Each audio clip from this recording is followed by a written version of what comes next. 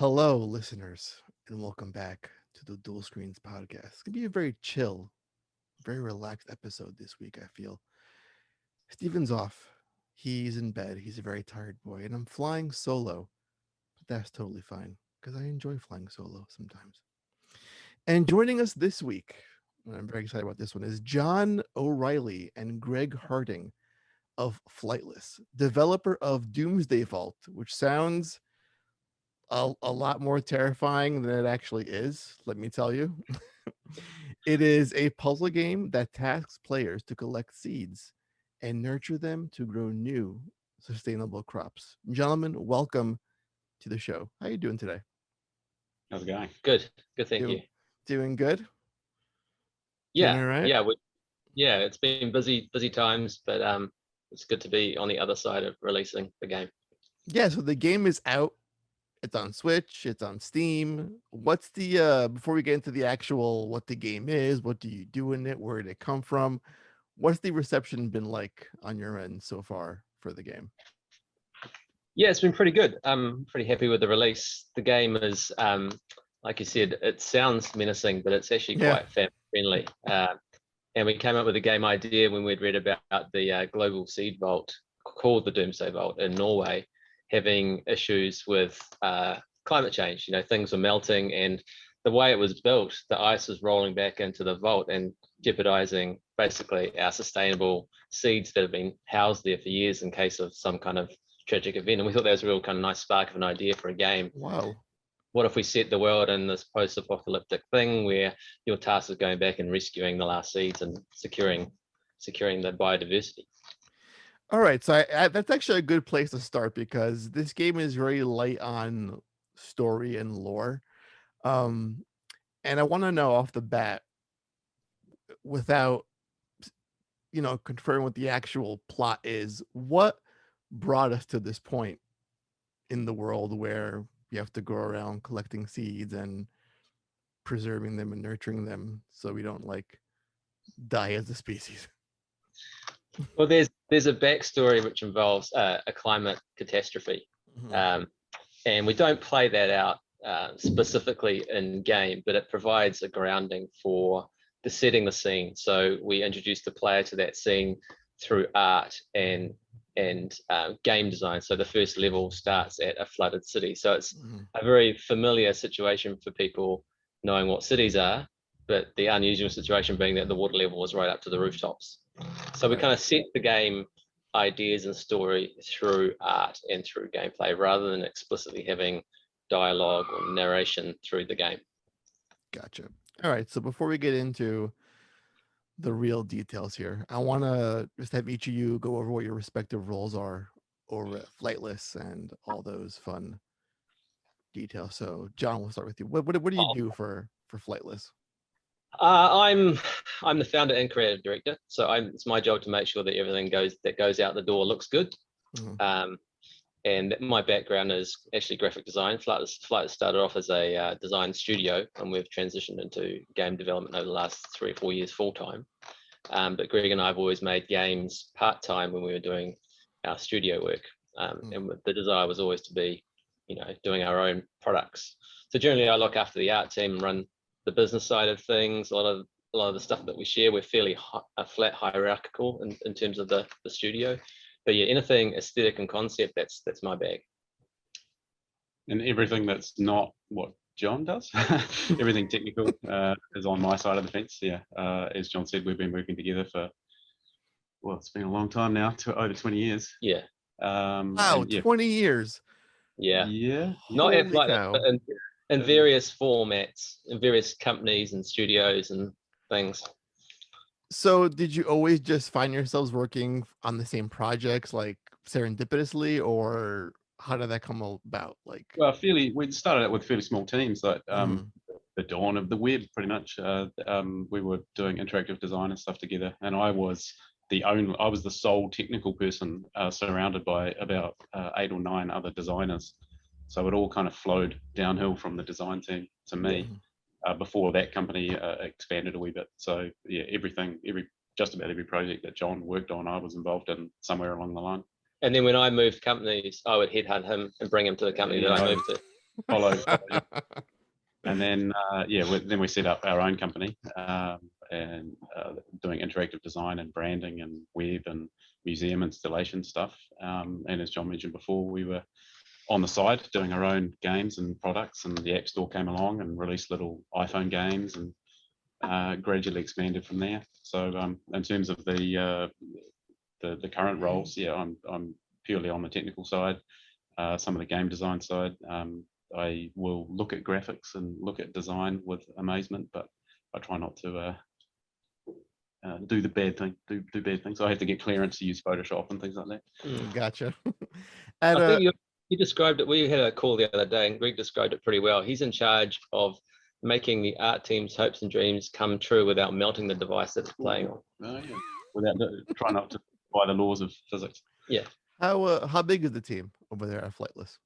We're 9 at the moment, so we're relatively small, and that's including like finance and a producer. So the actual design and build team is 7. What was the point in your careers where you said, we've done a lot of projects for other people for such a long time, small scale stuff on on the mobile scene and etc. What was the point where you were like, we should do this on our own as a team and just be independent? There's many points, and there were points along the way when we were doing our commercial work where we thought, oh, we've got enough money now, we've got enough experience that we should just cut off that client service side of things and just go all on this game. But I guess we were waiting for a catalyst of a game that was a breakout hit that would allow us, a bit more funding to do that. And we got a deal for this game, Doomsday Vault, which allowed us to basically grow the team out and focus solely on the game. So it was kind of a long time in the making. But yeah, we were just looking for that absolute catalyst. Either it was a breakout game or it was a deal, and it happened to be a deal. And it was a trial by fire. Like, we had just been working together for a few years doing our games and installation work, and then we got the deal and had to find and build the team and then build the game in a relatively short amount of time. So we certainly jumped in, both feet, all feet. By deal, do you guys you secured funding from some other source to kind of we did. make this game a reality? Yeah, we did. Yeah. Okay. Yeah. So the game itself, let's talk about the genesis of it, where it came from, and how it got to be where it is today. Well, as a game studio, we generally build stuff that isn't, face shooters. We like to build stuff that has a nice message to it without being preachy and throwing info down people's faces about how they should do stuff. So we've got an older game that we made called Bee Leader, which we did because we'd read about the plight of bees and the colony collapse, and we thought it'd be nice to make a game that had that as some themes in the background that taught kids something as they played. Our previous game, Element, which is a real-time strategy space game for people that don't have time to play real-time strategy space games, also had kind of environmental undertones to it about resource management. So Doomsday Vault was a kind of natural progression from that kind of game, I guess. And we had done a lot of museum installation work for like big museums. So when you walk into a museum, there's a VR display or a tabletop interactive. We're very used to that kind of audience, 9 to 16-year-old audience, and done a lot of testing and user testing with that audience. So we kind of knew some of the real key markers for what engages that audience. It's around treasure hunting and puzzle solving and maps and those kind of things. So Doomsday Vault was a culmination of a theme, an audience, and a desire to make something that wasn't ultra violent.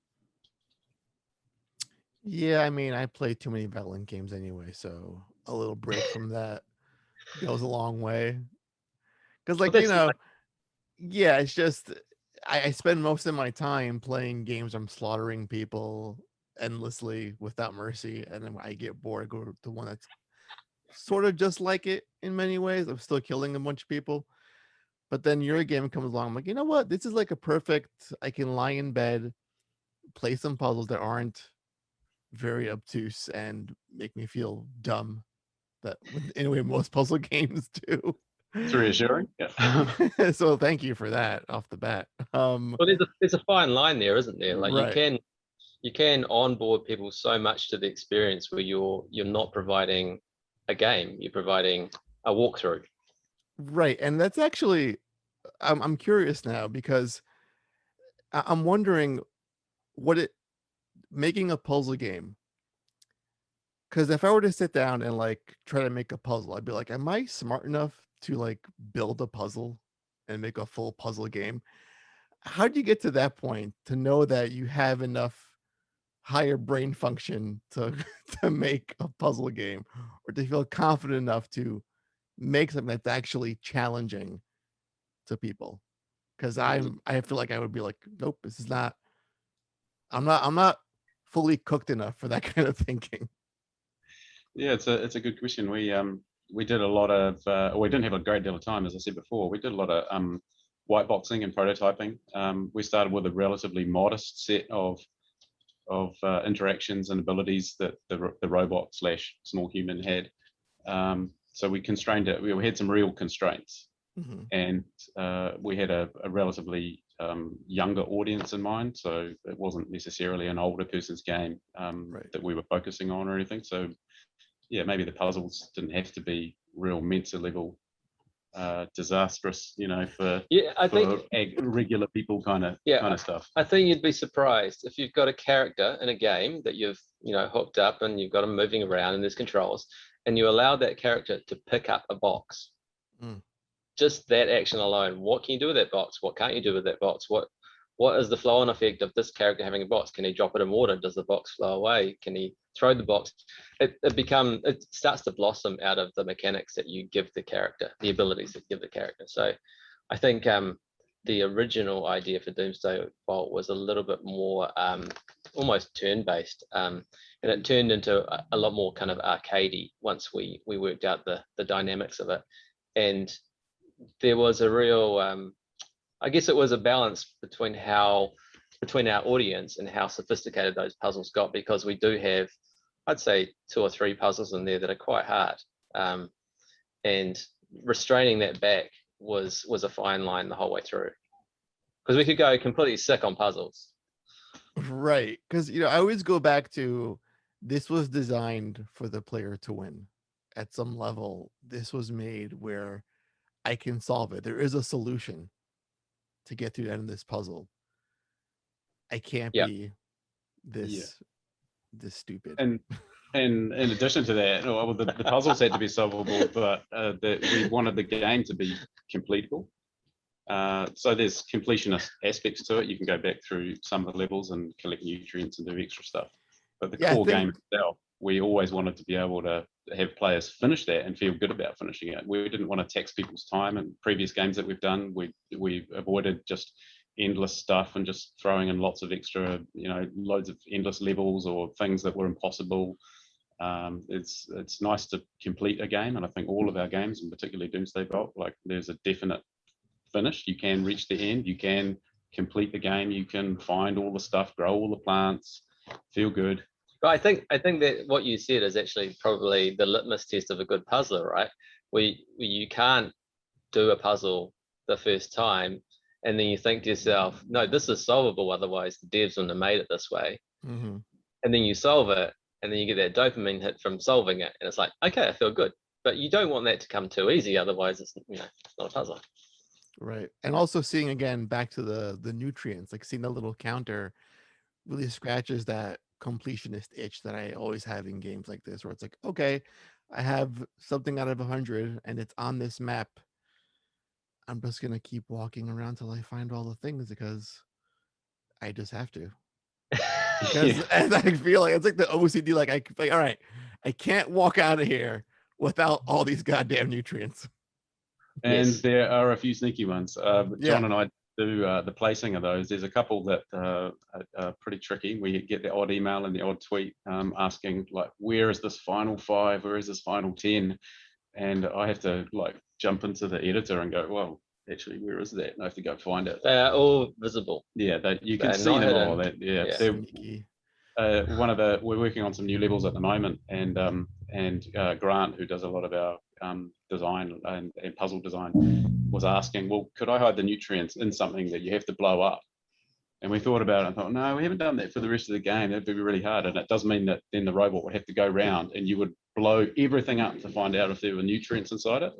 But we'd already kind of set the precedent with the previous 14 levels that no, you don't have to go and blow up rock or blow up gas canisters or whatever to find what might be inside them. But there are a couple of tricky ones. We do get the odd question about where is this final 5? Where is this final 10? Yeah, and there's no like walkthroughs all over YouTube for this game either, because it just came out, and B, it's like not this AAA mega blockbuster from like Activision or whomever the fuck. So like, I'm Not just, yet. not yet. I mean, if you're listening, yeah, come on. Let's help make this game the next AAA mega blockbuster hit. Watch the space. Yes. Yeah. So yeah, on that note, you guys are actually, the game as it is now, it's done. You guys are building extra levels. Yeah. Yeah, as we speak. Yeah. So what's that like for you guys? Cool. Yeah, it's good. Where the extra levels are looking awesome, and the previous levels, as you progress through, we obviously changed the theme, changed the setting, but we also add a few tools. So the next region has got a set of levels and it's got a new tool. Can we tell the tool? Can we tell them the tool? No one else knows the tool. Yeah, no one's actually. We haven't mentioned it. Breaking news. Yeah, it's a grapple hook. Yeah. Oh wow, that just adds Okay. like another level to the game. No one's ever thought of putting a grappling game before. It's pretty rare. Hey, I'll have to know, I've never seen a grappling hook in an isometric puzzling game. Well, yeah, that's the trick. Now, when you guys add jumping, that's going to be like, yeah, it's interesting. Yeah, but once again, like it's not, and we did the same thing later in the game where there were jump pads and the players jumping around. But we can't have freedom if you want. It would break all the puzzles. So it's not a total free grappling hook. As John said before, like the roots of the game were actually a turn-based game, and we pivoted during game design while we were building stuff to a more real-time game. So there's definitely elements of both sides, but it was so easy to break the game. Even the first mechanic where you pick up a box and drop it in the water, you could drop the box anywhere in the water. Well, we immediately, of course, picked up 2 boxes, and you could just funnel yourself off the side of the map, and sort of like completely world-breaking and game-breaking stuff.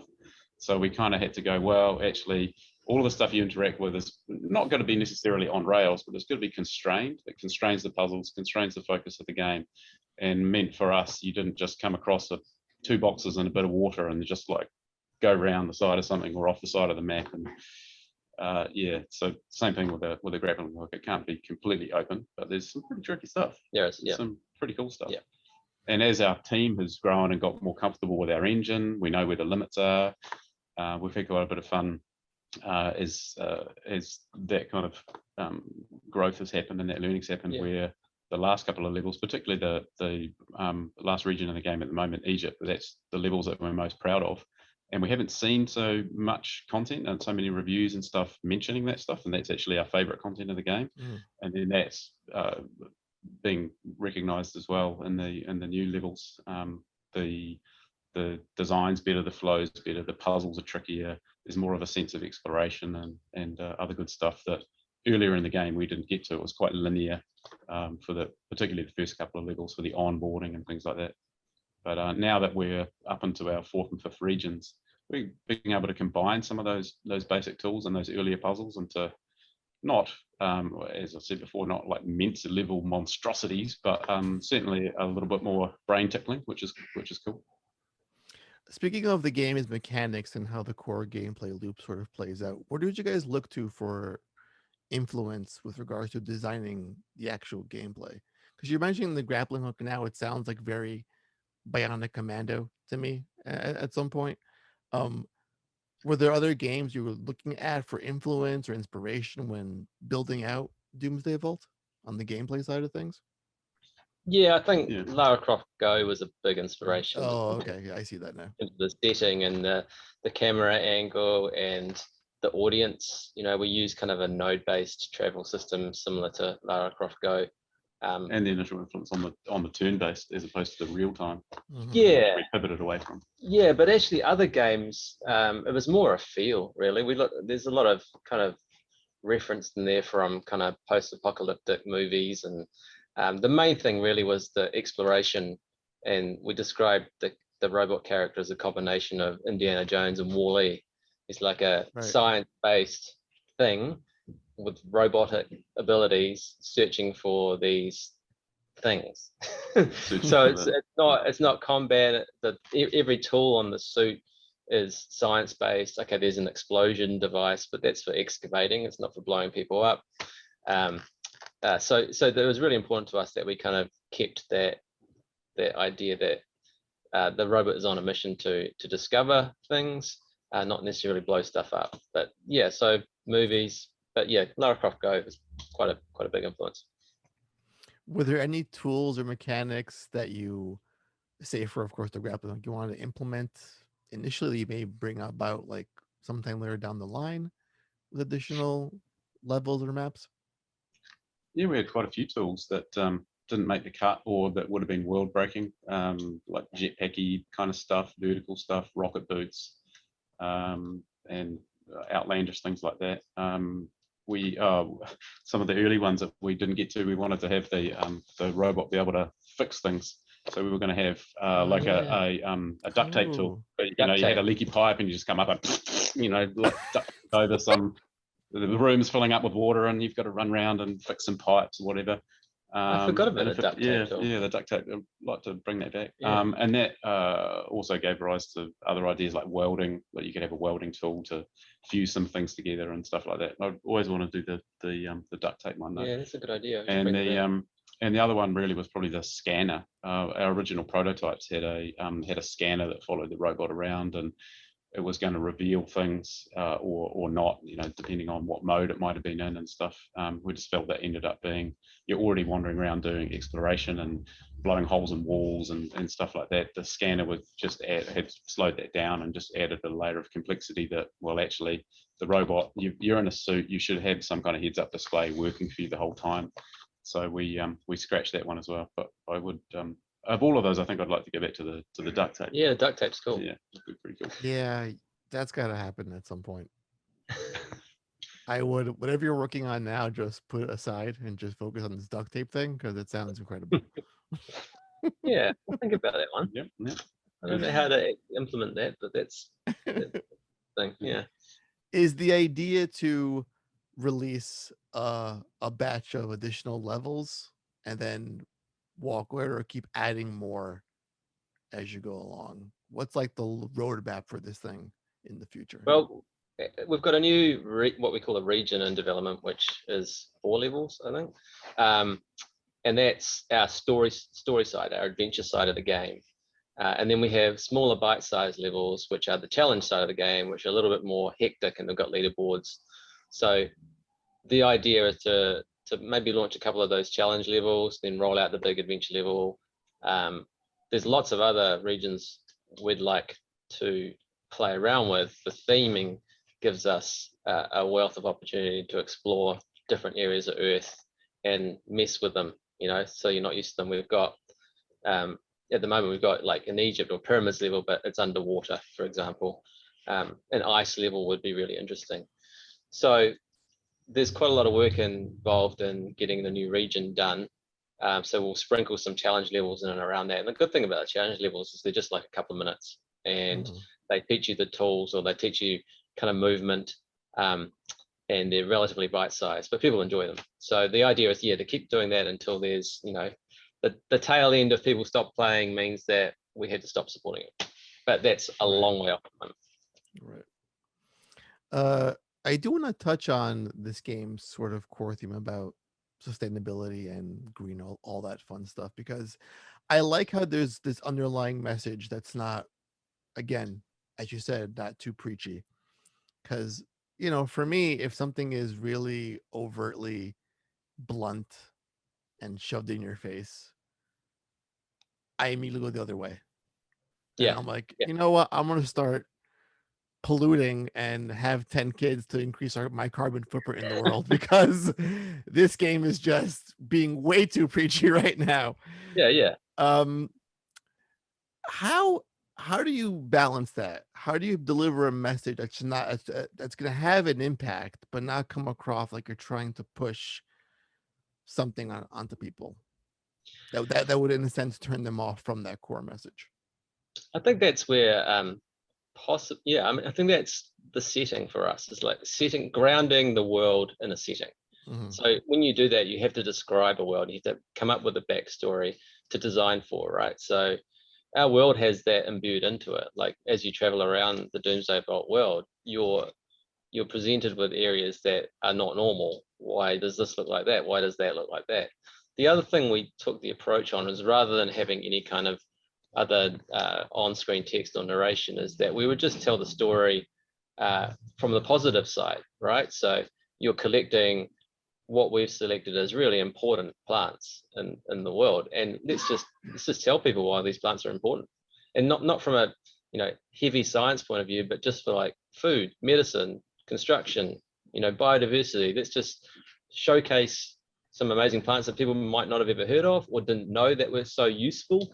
And that's the approach we took. If we give people the positive information about these plants and why they're pretty cool, then hopefully the message sinks in from that point of view, rather than you shouldn't be doing X. Got it. Yeah, because when it comes to, again, like things like the environment and going green, like I work for a big company and we're always trying to reduce our carbon footprint and be more sustainable. What can we do in our lives to help be more green?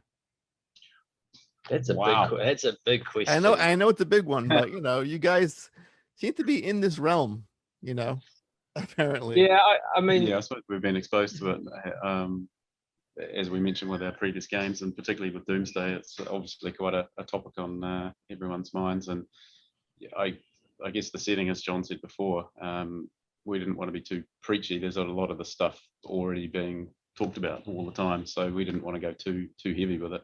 I mean, in terms of what we can do, what are we doing? We've got greenery here in the office. Yeah, we've got a green wall. Yeah.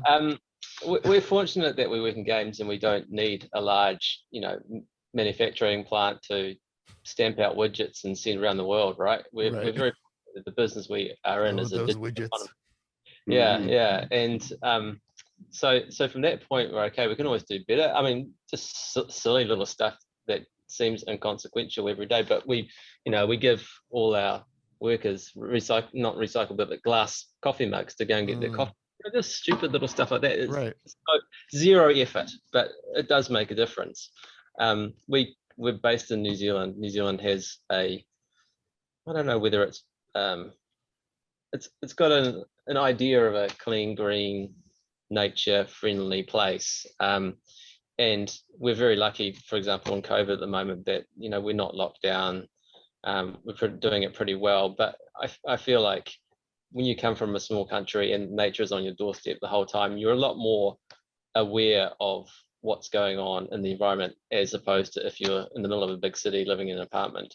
So we every day, we see, we live right by the beach.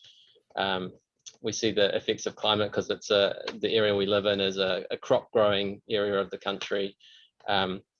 So it affects us visually very, very quickly because we can see what's happening. In my personal life, like I have chickens that get rid of my compost.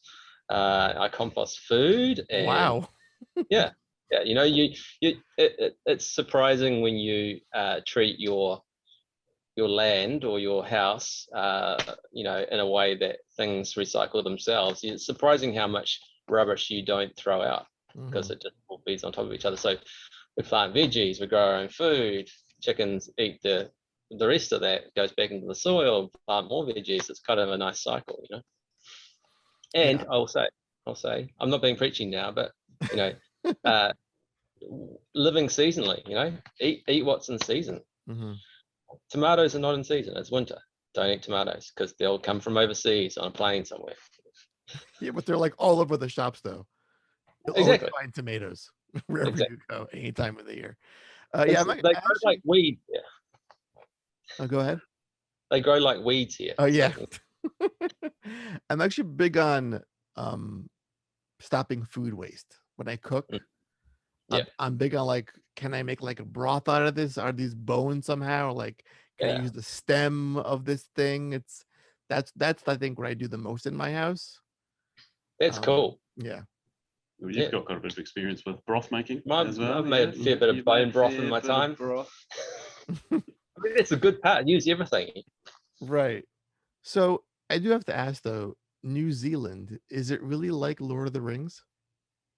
Oh, all the time. Yeah, Yeah. all the time. Yeah. We just flew here on it. There you go. As John was saying before, we're incredibly fortunate for a number of reasons, living in New Zealand, particularly at the moment with COVID. But there's an element of sales and marketing and propaganda, and I think New Zealand does pretty well at that. But on the flip side, we're incredibly lucky. There's a lot of good things in the country, and a lot of the landscapes and stuff that you see in movies like Lord of the Rings and stuff. It's real. It's pretty much like that. Yeah. It's all I know is just from Flight of the Conchords when I used to watch that show. That's all I know from New Zealand. Yes. And like he would say, it was a poster in his office, like it's like Lord of the Rings come to New Zealand. Yeah. That is the marketing campaign done. No, it is like that. The South Island, especially of the country, there's not a lot of population density there.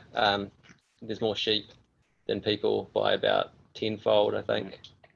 So yeah, it is pretty awesome.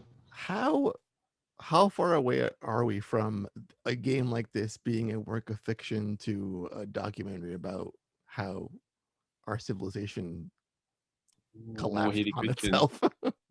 This is getting very deep. Well, I've seen the climate report that just came out a couple of days ago that's been getting a lot of press, and the overwhelming consensus is, well, we're in a pretty bad place. But you don't even need a report. Just look at the news. Like, Greece is on fire. Yeah, Greece is always on fire, and that's where I'm from. That's my background, from Greece. So cool. my mom is always like, "You see that? It's on fire again." Like, isn't it like constantly burning every single day of the year? Well, the middle of Russia as well. Siberia is like some of the coldest places on the planet are burning at the moment. So drought. It's just in your face the whole time. It depends on whether you want to actually take that in, and see what's going on, or just decide it's happening to someone else. And there's a heat wave right now in New York City, and it was really, and it was, as of 5 minutes ago, raining sideways. It was like legit a storm outside of my window in dead middle of August. Wow. It's like, you know what? We're getting a little apocalyptic out there. Yeah, it is too much for my liking. It's all around, right? It's just all around. You see it. Well, on those tragic notes, we're gonna move on. Make carbon what? To something more fun, and it's my favorite part of the show, guys. It's time for rapid fire. Oh yes. Oh no. Did we get to skip questions? And there's two of you, so we can have even more fun now, because I can ask you questions about each other, but have the other answer. So, and we have known each other a long time. Exactly. So I feel like this first question is the best place to start off. Okay, so I'm gonna ask you both the same question. I'm gonna ask John first. Okay. So John, it's like 2 a.m. You're in bed, sleeping peacefully. You get a phone call. It's the police. It's the fuzz. And they said that Greg is currently being detained. He's under arrest, and you got to come bail him out. What is the crime that Greg committed? How long have you got? What is really, really good? What is the crime that Greg has committed? Yes. What has he done? Thank you. What would he do? Nah, Greg's pretty good. Like, he's a good guy. I'm sure he is. He seems nice. But I'm saying this is now reality. He's it'd in have jail. to be He's It would done have to- something. Yeah, it would be a large misunderstanding. Okay. Like he was trying to help someone out and they got it wrong. He wasn't really helping them or something like that. I think it's a misunderstanding. Mhm. I'd like it would be that. Yeah. I don't think. Not some kind of postal event. No, not kind of, no. It would be a timing issue. Greg has an issue with time sometimes. All the time. Time is just like another inanimate object, like a table. It's a thing. Mhm. So if you ask him to turn up a certain time, Tardiness. tardiness. Arrested for tardiness. Arrested for being late. Perennially late. What world is That's this? pretty boring. Bring on the floods for being arrested for being late. Yeah. Okay, so Greg, same question for you. Same situation. You get a phone call. John's been arrested. What has John done Yeah, besides so being too getting nice there. or being late? There's 25 years of ammunition there. I mean, he's a pretty keen dancer, pretty keen to Oh my see. God. Probably at the moment, I'd say some kind of Drunk running. disorderly. Yeah, well, some kind of running escapade. Yes. John does a lot of running, so I'm going to put him in a place and time and inappropriate for running, or maybe inappropriately dressed for running. Inappropriate running. Yeah, inappropriate running. And extreme tardiness is like they make up new crimes now, guys. Yeah. We're Yeah, inventing crimes. So some kind of combination of that, and maybe throw in some whiskey drinking in there too. Yeah. Okay. Ultra running on whiskey is not advisable. Right. So I think now we're gonna do a little tangent. I want to ask John a question specifically. John, what are you running from? What am I running from? Myself. He's running. Oh, I love it. All right. Pineapple on pizza. Probably. Yes or no? Sorry? What was that question? Sorry? Pineapple on pizza. Yeah. Pineapple on pizza, yes or no? Greg says yes. John, what do you say? I totally agree. Totally agree. And that's Alright. controversial, I know. Yeah. 3 thumbs up for pineapple on Mhm. pizza. Yeah. Rocking on. Is it okay to sleep with your socks on? No. Wow, that's a I mean, resounding no. it's okay, but I would overheat. Yeah, You're no, going to be hanging out and it's- cooling off. Nah, that's not right. It's not right at all.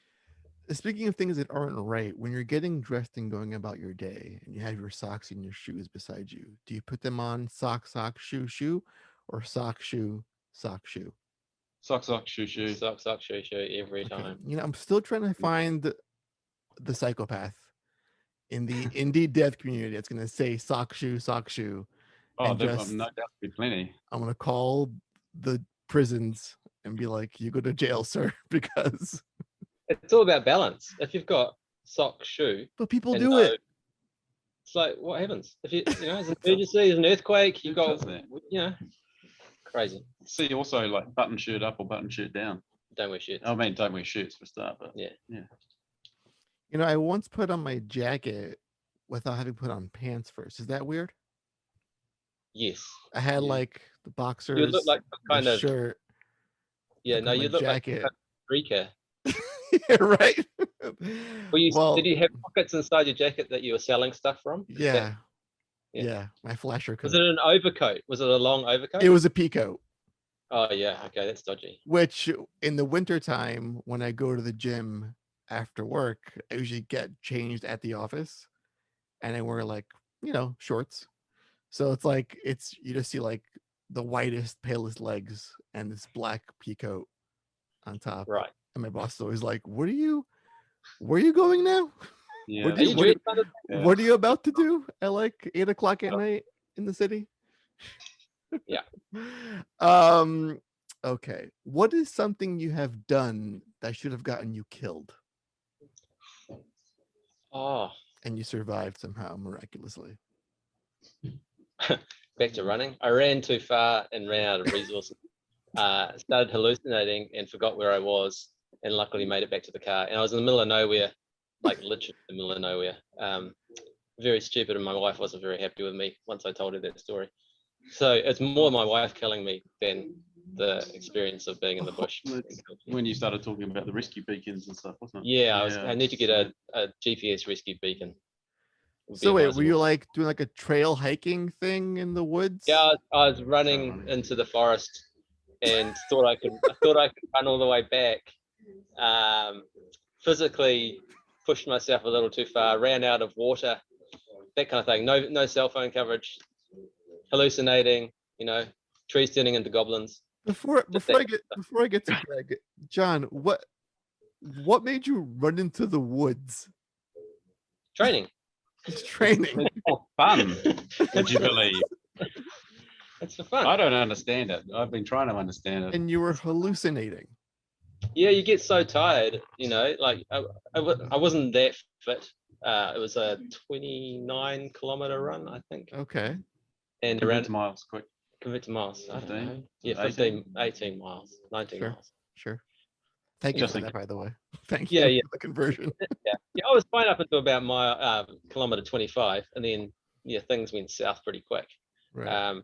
And managed to just look around and didn't recognize where I was at all in terms of the trail, but somehow got back to the car. So that was good. All right. See, I've got a- That's horrifying. Greg, what was your what's your story? Well, yeah, I was just saying, I'd strict rule, nothing over a 7K run for me, so you won't find me needing a beacon. Well, apart from ridiculous snowboarding some years ago, where we're on icy patches and stuff. Probably when I was young, one side of our family had a dairy farm down in the South Island. We would go down there, and the number of times I've probably almost killed myself on a motorbike or a quad bike or off in the hills doing ridiculous shit with rifles and hunting and stuff. Yeah, it's probably a okay. Well, Quad bikes, rifles, yeah, Can you hunting. imagine like where your families would say, like, let's say, John, if you perished in the woods running, they'd be like, how do we even mourn this guy? He just Oh, died he in the would we die just died in happy. the woods. He would have died happy if he was out in the middle of the woods in the forest running. It's like, I was fine. I was fine. Or you, Greg, on your quad bikes and your other stuff. on the quad bike. Well, yeah, I remember distinctly on one night down there when and I was probably quite young. I was probably about 12 or 13, and my cousin and our parents had been drinking heavily that night, and they decided they would go out on the ute. And It's a truck. Yeah, Yeah. a truck, Okay. Sorry. flatbed utility vehicle for Uh-huh. getting around the countryside. And I remember my mum hopping up on the back and going, "Hurry up, let's go." And she was back when smoking was in vogue. She was a smoker in the 70s, 80s. So she was smoking right next to the acetylene tanks and all that stuff. Right, blowing And yourself up. everyone else on the back of the truck had Supermaning off the truck to get away. And my mum was just there oblivious, and we could have all been, making a freak smoking accident on Jesus the Christ. Yes, that's pretty disastrous. Holy shit. Okay, well, speaking about drinking, Oh. Greg, what word best describes John when he's had a little too much to drink? Ooh, so many good words as well. Well, apart from the aforementioned dancing, sometimes. I never dance. I never dance. That one time. No. I wouldn't say. We'll go with boisterous. Boisterous. Oh, I like that word too. It's a good word. Yep. Boisterous. Yeah. Yep. And John? Not in a kind of a punchy, aggressive way. Right. Just boisterous. Yeah. And what would you say, John, if Greg has had a few too many shots? How would you describe his behavior? What's he like when he's been drinking too much? Adamant. Oh, wow. Mm. Another great word. But generally, like I said, the time thing, right? So by the time you've had a good night, if Greg's drinking, by the time I've had a good night, maybe it's 2 a.m. He's just getting started. Yeah, I'm a late nighter, but I don't do a lot of drinking these days. It's been quite a long time between drinks. Yeah. I know John's big on the whiskey, but Greg, what's your drink of choice? Is it also Well, as I whiskey? said, I don't do a lot. Well, Don't do when let's say when you're in the mood to I- drink. This is an easy question to answer. Well, were you going to say Malibu and Coke? Yes, Yeah. Well, yeah. White rum.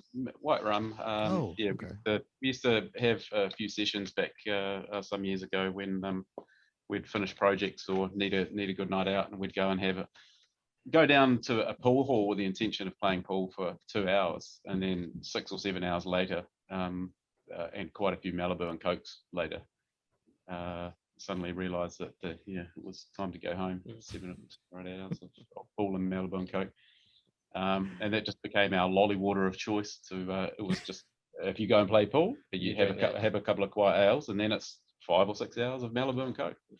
Did you say lolly water? Lolly, Yeah, yes. yeah. Is it like Well, Malibu and Coke. I mean, it's Okay.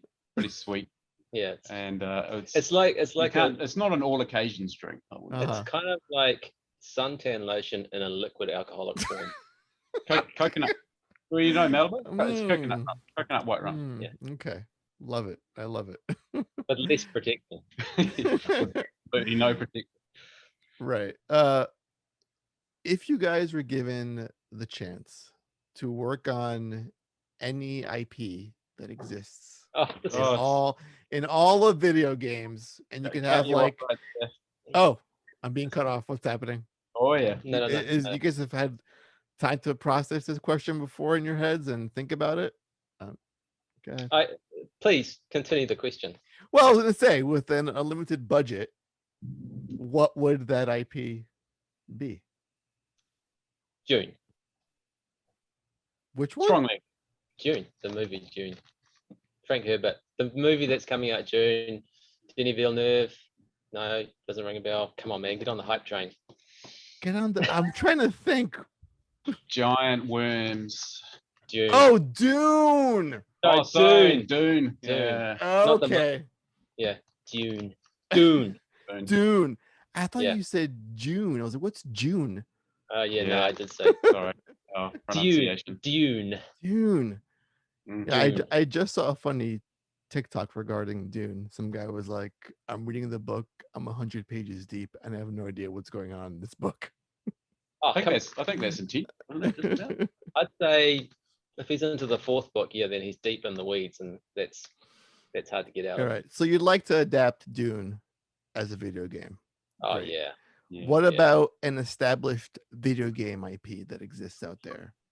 Let's say it was like a Zelda or a Mario or a Mega Man, something that's like out there now that exists that you think could use some love, and you guys could work on it with an open budget, blank check from the publisher. Here you go. What game would that be? Don't know if Mario suits Dune. No. I think I'll let Greg answer that one. Oh shit! I'm trying to think of what that might be. That's a hard one. It's Actually, hard because you're second guessing not necessarily mistakes, but shortcomings, things you didn't like about stuff that you could do better. oh, now Well, you put yourself in the yeah, that's in the that's- fire. Yeah, Here's something we could do better than this here's massive something that- IP. I think No, I found the that's- quote. Come on, say it. What is it? I'm trying to think of what that might be without offending vast amounts of people and resource that went into making such lovely games. Listen, hard, I'm not hard. saying you'll make it better. I'm just saying just Well, for a chance to work on. Just to work on. Come on, you're gonna say Portal, surely. Well, I mean, Oh my God, give us Portal Um, 3.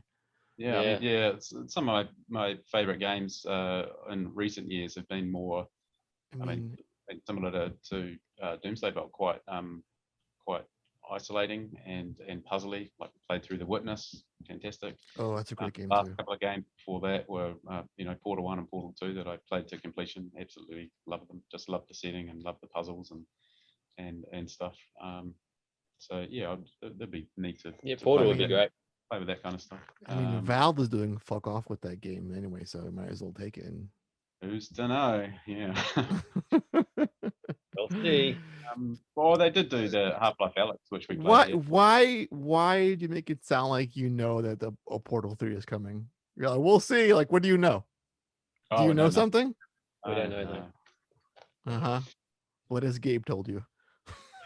Well, was here. He was here for a long time. We we were going to invite him to it. We have a Friday Pie Day, which every Friday you rock down to the pie shop, Pie Days, and we were going to go, hey, Gabe, come and join us for your lunch. For your American audience, a pie is a meat pie, not a fruit pie. Well, I was thinking pizza pie. No. But I'm all about a meat pie too. Steak, Yeah. cheese, That sounds inside, great. gorgeous pastry. Yeah.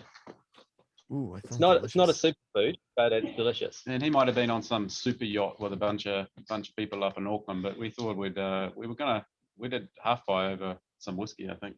Inviting him down. We were gonna drop him an email and say, come on down for Friday Pie Day, Gabe, and then we would have had the skinny, but unfortunately we didn't send the email. But we should have.